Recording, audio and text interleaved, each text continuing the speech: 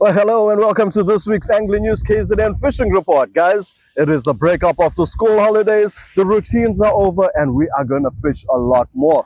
What I can tell you about this week was that there was epic fishing from Durban all the way down south.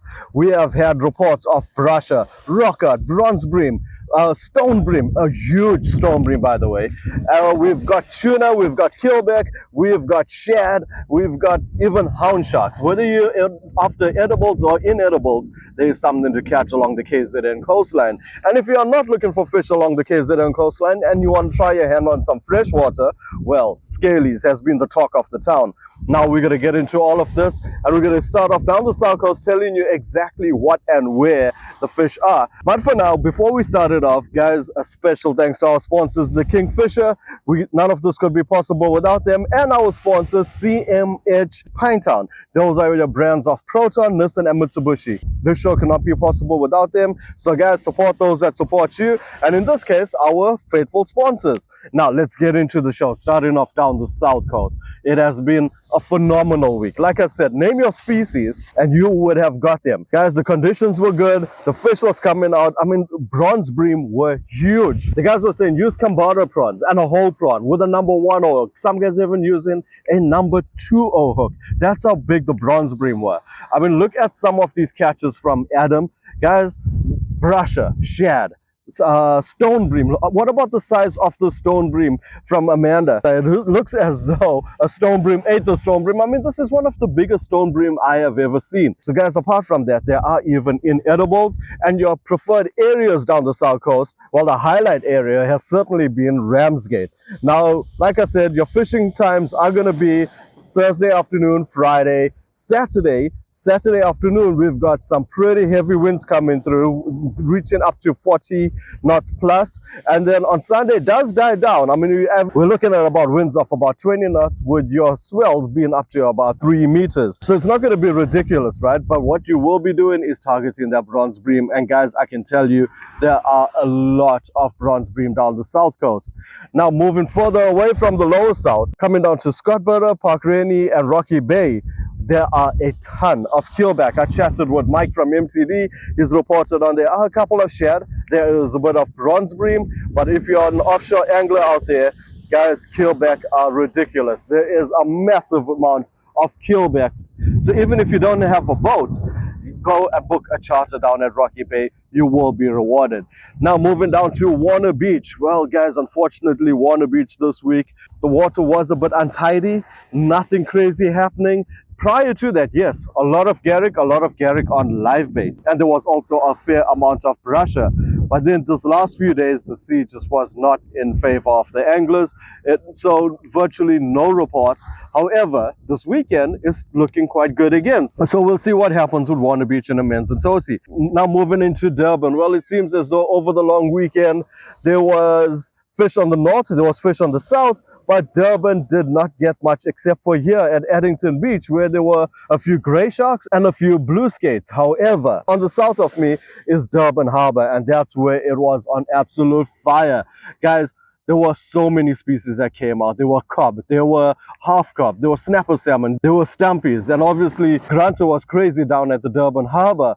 But the highlight has been the kingfisher back, and a lot of kingfish. We've got reports of an angler catching up to 8 kingfish in one session. So if you're a spinning angler, this is certainly the place to be. As for the skiboat side of Durban, guys, there were reports of a fair amount of snook. I did get some reports of some tuna.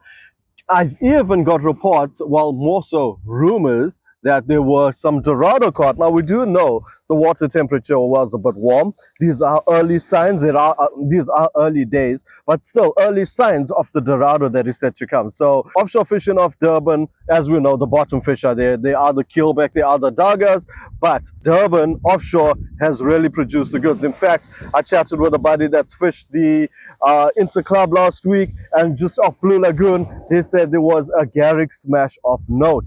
So guys, Durban is producing the fish, especially if you're an offshore angler. Make sure to get out there. So your highlights in Durban, I would say Addington for your inedible action, Durban Harbour for that edible action, and offshore side, Bottoms and Garrick. Now, heading up the north coast, guys, not such good news on the north coast over this past week.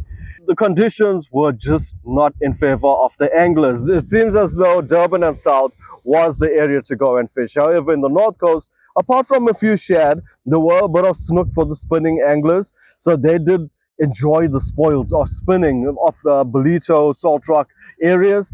But apart from that, nothing else really. There hasn't been much to report on. The water conditions just weren't good enough. And moving up further from Bolito, guys, to Gela, there was zero reports of any fishing happening. Zinkwazi did get some nice blackfin. In fact, one of being 180 centimeters in length. So a beautiful blackfin out from Zinkwazi. And as for Tinley Manor, well, guys, there was just one or two stumpies that were reported. So no real fireworks of those areas. As for Mtunzini Banks, well, there are some big shad up at Doggy Beach. And moving further up from Doggy Beach, a lot of hammerheads. Now, these are those baby hammerheads. You might think you're on with a cob. Unfortunately, it's all been hammerheads. As for the offshore side, we did get one or two reports of some fish coming out, more so on the bottom fishing side. And the river, it is filled up. It is looking good, but just no reports of fish. So we'll see what's going on for the river there. However, the vibe is certainly set up to be a fantastic weekend up at Mtunzini.